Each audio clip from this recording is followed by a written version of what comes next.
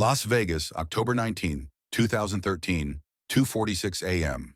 The Aurora Casino blazed with its usual constellation of neon and LED displays, casting electric rainbows across the faces of late-night gamblers who fed coins into slot machines and chased fortune at green felt tables. The building hummed with the endless electrical pulse that kept Sin City's dreams alive, until suddenly it didn't.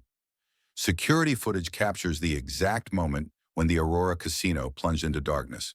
Slot machines froze mid-spin, and the only illumination came from emergency lights that cast eerie shadows across a gaming floor, suddenly filled with confused voices and the sound of chips scattering across felt surfaces. But amid the chaos of 3,000 panicked customers and scrambling casino staff, one figure moved with remarkable calm through the darkened service corridors. Anthony "Tony" Delgado, wearing a reflective safety vest that identified him as authorized maintenance personnel, pushed a service cart through areas where emergency lighting provided just enough visibility to navigate. To anyone who might have observed him, Tony appeared to be responding to the electrical emergency, exactly the kind of rapid response that customers and management expected from the technician who had kept the Aurora's complex systems running smoothly for over 5 years. His presence in restricted areas during a power outage was not just authorized, it was essential. What nobody realized was that Tony had caused the blackout deliberately, timing it precisely to create a window of opportunity that would allow him to access the casino's vault and disappear with $42 million in cash. By the time backup generators restored partial power 14 minutes later, Tony Delgado had vanished into the Nevada desert, leaving behind the most ingenious casino heist in Las Vegas history and a mystery that would confound investigators for years. Before we rewind to how this blackout turned into the most daring casino heist in history, hit subscribe, drop a like, and tell me what city you're watching from. Anthony Michael Delgado grew up in the shadow of Las Vegas, born in Henderson in 1975, to parents who had moved to Nevada chasing construction jobs during the casino boom. His father worked electrical installation on some of the Strip's most iconic properties, and Tony learned early that the glittering entertainment empire was built on unglamorous technical work performed by people who would never see the wealth their labor created. Tony inherited his father's technical aptitude and methodical approach to complex problems, completing his electrical certification at age 21 and immediately finding work with the contractors who maintained Las Vegas's increasingly sophisticated entertainment infrastructure.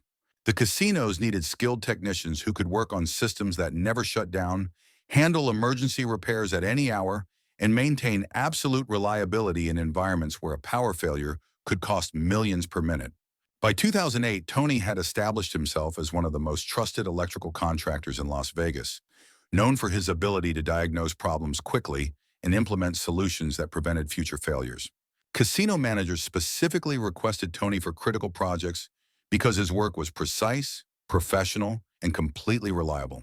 The Aurora Casino hired Tony as their primary electrical contractor in 2008, giving him virtually unlimited access to the building's technical systems. His responsibilities included maintaining the main electrical distribution network, backup power systems, emergency lighting, and the specialized power supplies that supported slot machines, security cameras, and electronic door locks throughout the property. Tony's work required him to understand every aspect of the Aurora's electrical infrastructure, from the main transformers that supplied power from the city grid to the individual circuits that controlled specific areas of the casino floor. He carried master keys to electrical rooms, had override codes for emergency systems, and possessed detailed blueprints showing every wire, circuit, and control panel in the building. For 5 years, Tony performed his duties with the same reliability that had made him successful throughout Las Vegas. He responded to emergency calls within minutes, completed scheduled maintenance without disrupting casino operations, and upgraded systems to meet the Aurora's growing power demands as the property expanded its gaming offerings. But Tony's personal life was deteriorating in ways that would eventually drive him to see his technical expertise as the solution to increasingly desperate financial problems.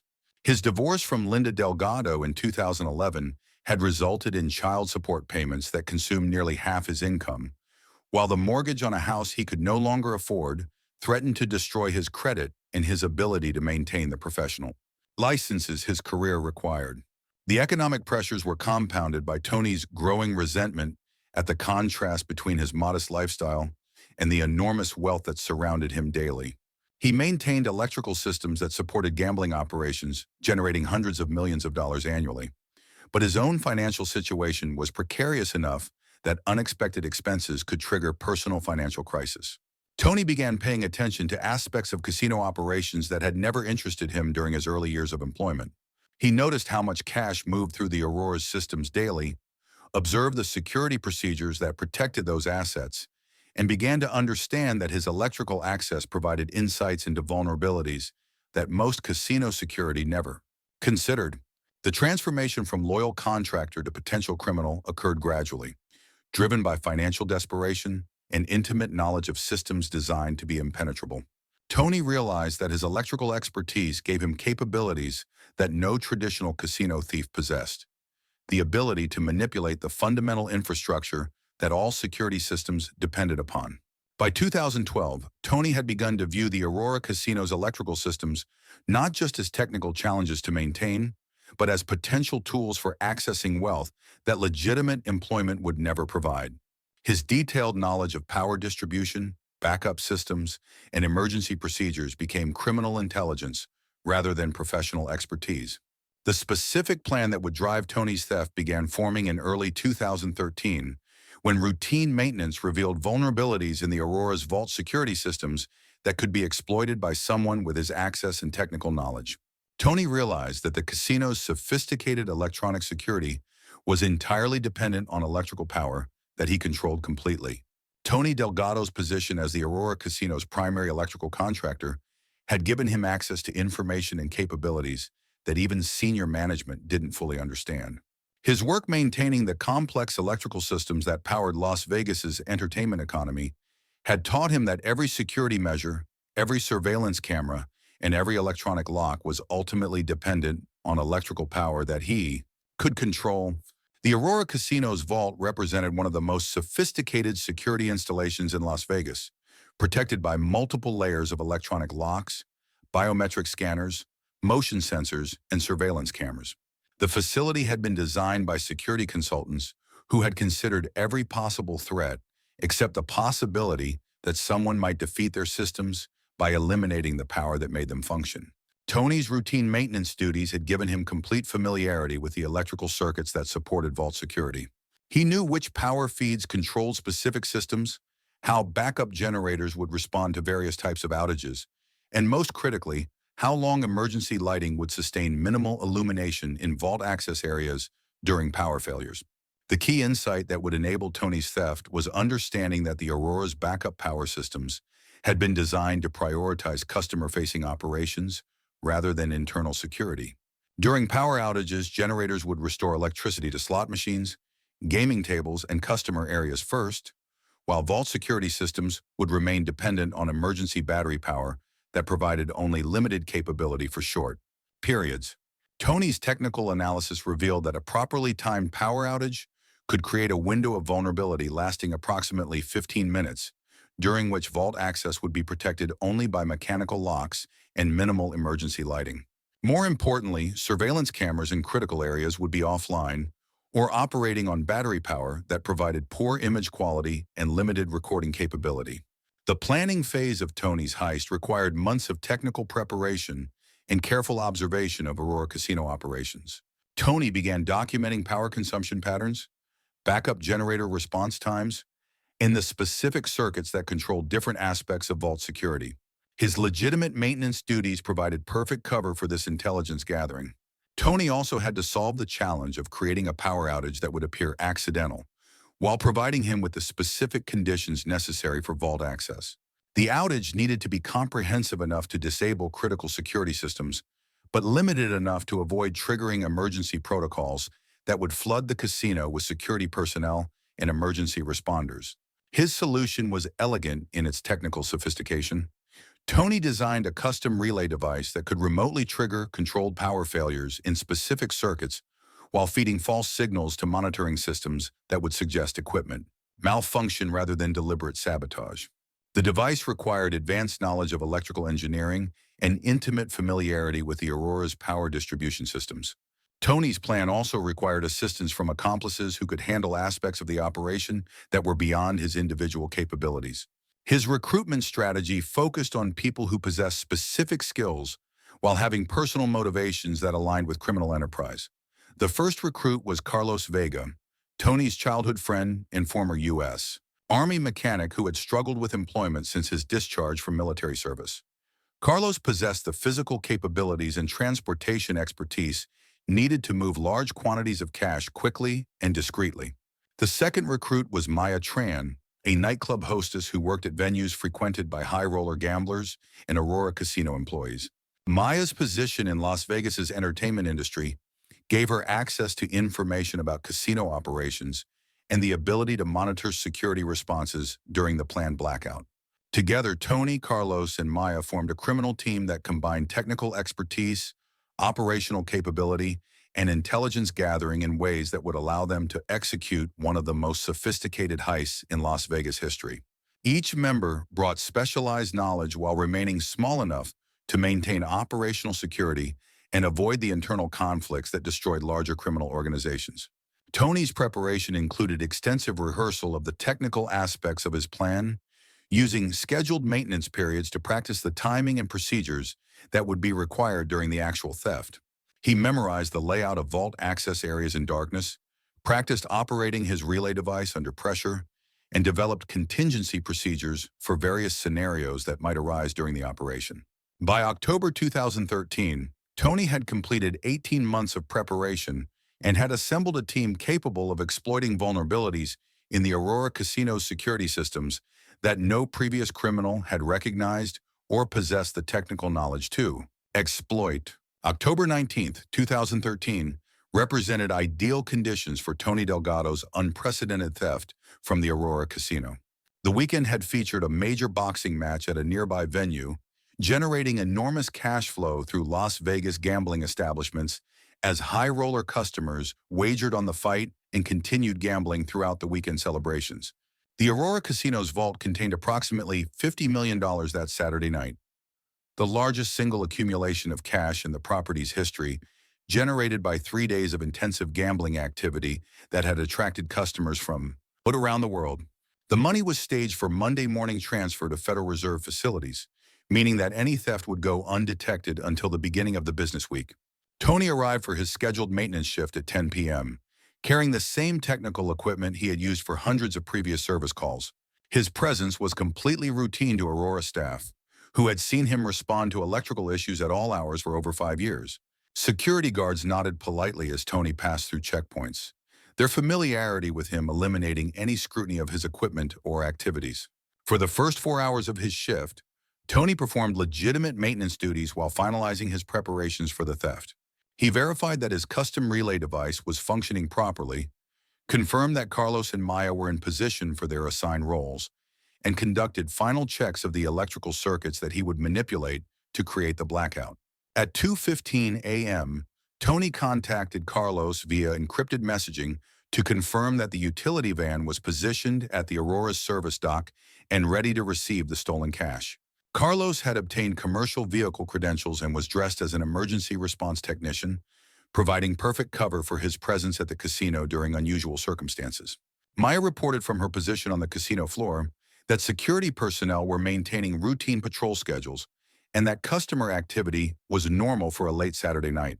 The gaming areas contained approximately 2,000 customers, enough to create confusion during a power outage, but not so many that emergency protocols would be triggered immediately.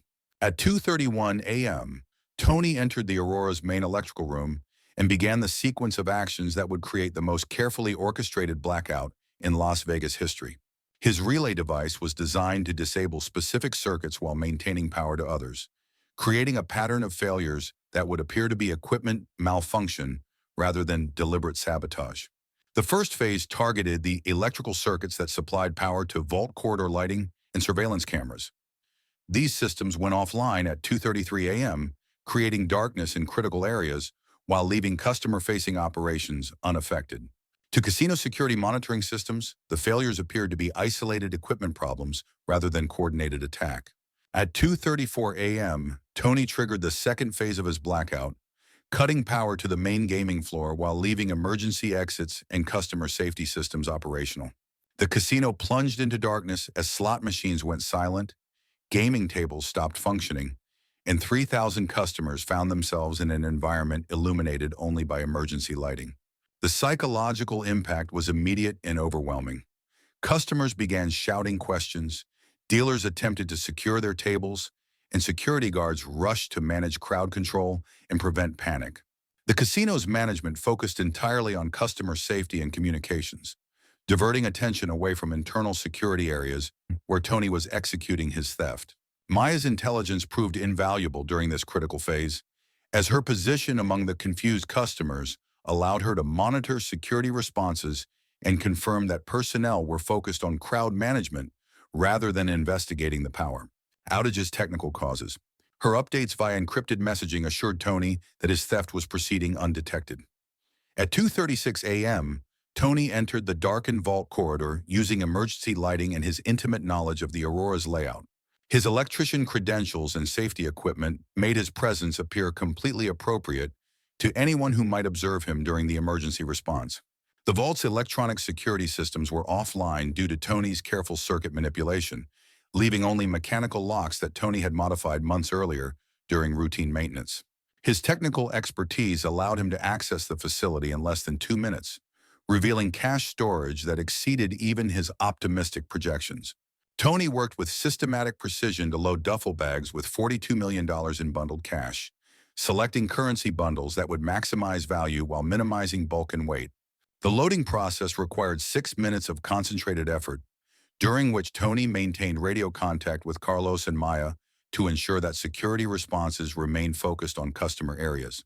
At 2:42 a.m., Tony completed loading the stolen cash onto a service cart that he transported through service corridors toward the loading dock, where Carlos waited with the utility van.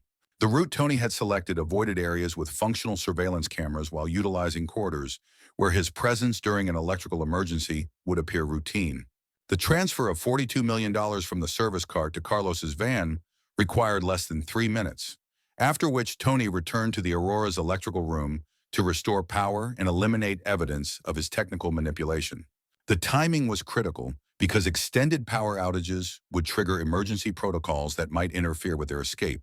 At 2:46 a.m., Tony reactivated the Aurora's electrical systems, restoring normal operations and ending the blackout that had provided cover for the largest theft in Las Vegas casino history. To casino personnel, the power restoration appeared to be the result of successful emergency repair work, and Tony's continued presence in the electrical room supported this impression. By 2:50 a.m., Carlos was driving away from the Aurora Casino with $42 million in stolen cash, while Tony remained at the property to maintain his cover as the technician who had resolved the electrical emergency. The theft had been completed in exactly 15 minutes, using technical expertise and operational coordination that exceeded most professional criminal enterprises. The successful execution of the Aurora Casino theft was only the beginning of Tony Delgado's most challenging phase, converting his criminal success into long-term survival while evading the massive law enforcement response that would inevitably follow the discovery of $42 million in missing cash. Tony's escape plan had been developed with the same technical precision he had applied to the theft itself, recognizing that his electrical expertise would be useless if he couldn't successfully disappear before investigators identified him as the primary suspect. The plan required careful timing, multiple false identities, and resources that had been positioned months in advance. Tony remained at the Aurora Casino until 4 a.m., maintaining his cover as the technician who had restored power after the electrical emergency. His continued presence at the scene of the crime provided perfect psychological camouflage, as investigators would naturally assume that the person responsible for the theft would flee immediately rather than remaining at the crime scene. During these final hours at the Aurora, Tony completed legitimate electrical work that supported his cover story while discreetly gathering personal items and equipment that might later provide evidence of his involvement. His departure at the end of his scheduled shift appeared completely routine to security guards who had worked with him for years. Tony's first destination was a storage facility in North Las Vegas, where he had positioned supplies and equipment needed for his transformation from electrical contractor to international fugitive. The facility contained cash counting machines, vacuum sealing equipment, false identification documents, and enough supplies to sustain him during the critical weeks when law enforcement would be most active in their pursuit. The money division between Tony, Carlos, and Maya had been predetermined during their planning phase, with each member receiving approximately $14 million in cash that would need to be laundered through different channels to minimize the risk of detection. The separation of their criminal proceeds reduced the chances that capture of any individual would compromise the others. Carlos departed Las Vegas immediately after the theft, driving a motorhome that he had purchased months earlier using false identification. His route would take him through rural areas of Nevada, Utah, and Colorado, where a recreational vehicle would attract minimal attention while providing mobile accommodation during his initial escape period. Maya's strategy was more complex, requiring her to maintain her legitimate employment at Las Vegas nightclubs while gradually converting her share of the stolen money into assets that could support a new identity. Her approach was riskiest, but potentially most sustainable, as maintaining normal behavior patterns would deflect suspicion while providing time to implement sophisticated money laundering strategies. Tony's own disappearance strategy combined immediate flight from Las Vegas with long-term establishment of a new identity in a location where his technical skills would be valuable, but his past would remain unexamined. He had researched areas of the American Southwest where experienced electricians were in high demand and law enforcement resources were limited. The technical challenges of laundering $42 million in stolen cash were enormous, requiring expertise in international finance, banking regulations, and currency exchange that none of the three conspirators possessed independently. Tony had spent months researching money laundering techniques through online sources and library materials, learning that successful laundering required patience, systematic planning, and multiple conversion methods. Tony's approach was to gradually convert stolen cash into cashier's checks, money orders, and other financial instruments that could be deposited into accounts established under false identities.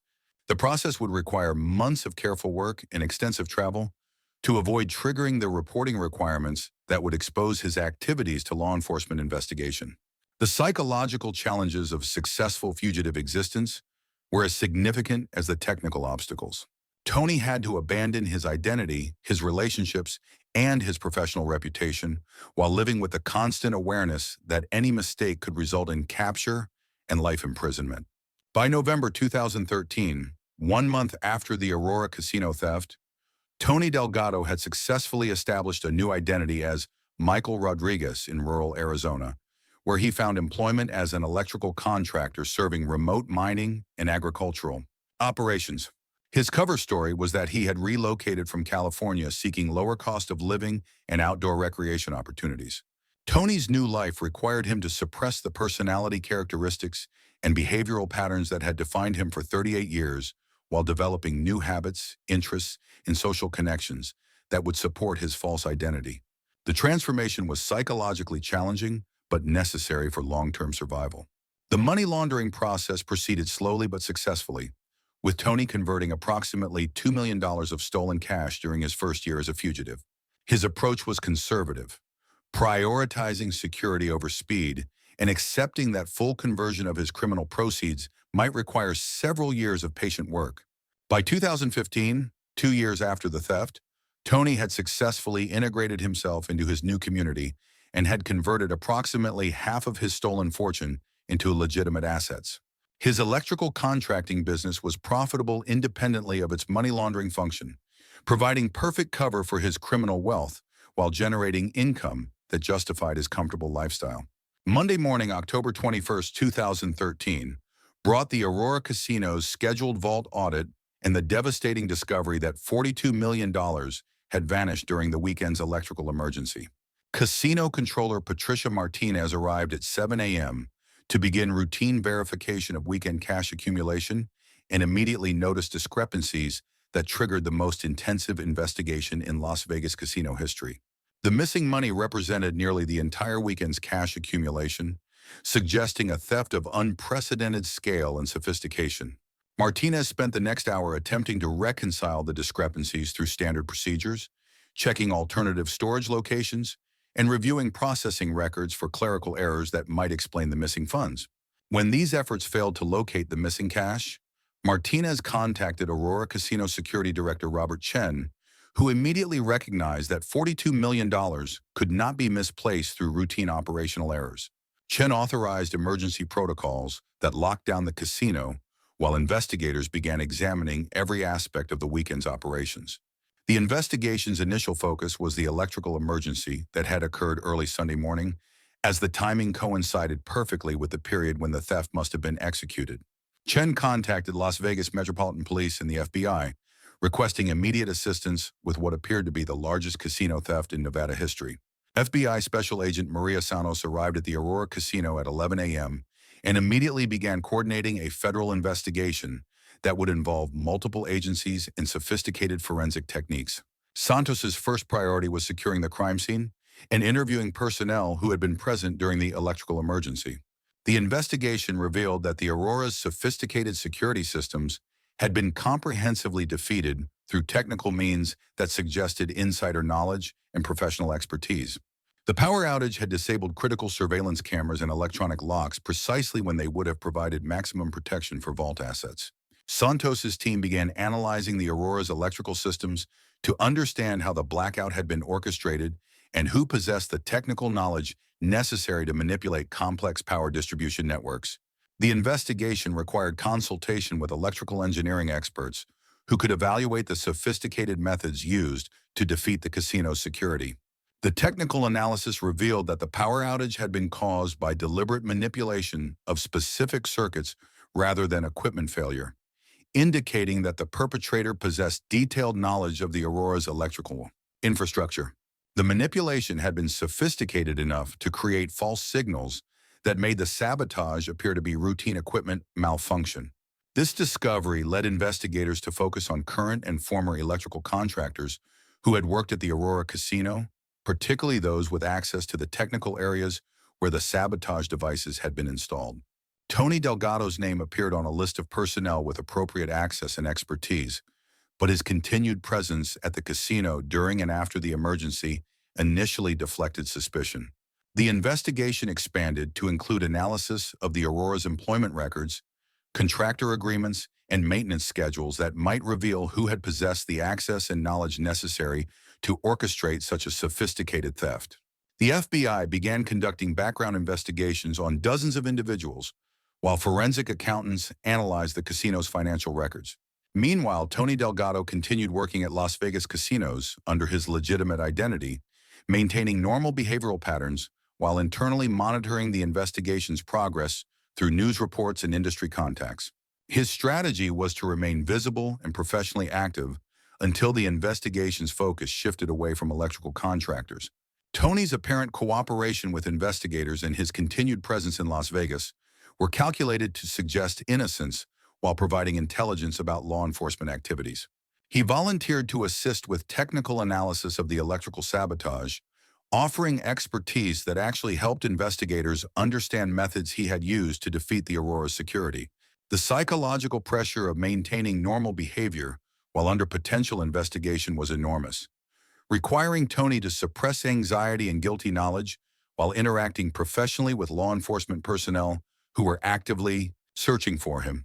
By December 2013, the FBI investigation had identified Tony as a person of interest based on his technical expertise and access to Aurora Casino systems, but investigators lacked physical evidence connecting him to the theft. Tony's cooperation with the investigation and his continued presence in Las Vegas had successfully delayed their focus on him as the primary suspect.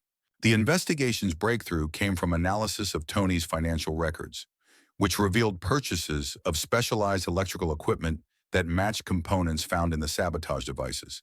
The evidence was circumstantial but sufficient to justify intensive surveillance of Tony's activities and communications. On January 15, 2014, FBI agents arrived at Tony's apartment to conduct a search and interview him as a primary suspect in the Aurora Casino theft.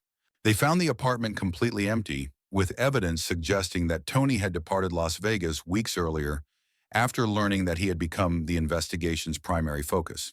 Tony's disappearance confirmed his guilt in the minds of investigators, but by the time they recognized him as the perpetrator, he had successfully established a new life in Arizona with a significant head start on any pursuit efforts. The investigation continued, but Tony had demonstrated the same technical precision in his escape that he had applied to the original theft. The discovery of Tony Delgado's disappearance in January 2014 triggered the most intensive fugitive manhunt in Las Vegas law enforcement history. But investigators quickly realized they were pursuing not just one suspect, but three conspirators who had dispersed in different directions with sophisticated escape plans. FBI Special Agent Maria Santos expanded the investigation to include Carlos Vega and Maya Tran after financial analysis revealed connections between the three suspects that suggested coordinated criminal planning. Each conspirator had implemented different survival strategies that reflected their individual skills and circumstances. Carlos Vega's trail led investigators through a network of motorhome parks and recreational vehicle campsites across the American Southwest, where his military training and mechanical expertise had enabled him to live off-grid, while gradually converting stolen cash into assets that couldn't be traced through conventional financial systems. Carlos had purchased mining claims in remote areas of Nevada and Arizona, using cash transactions to acquire land rights that provided both legitimate business activity and isolation from law enforcement surveillance.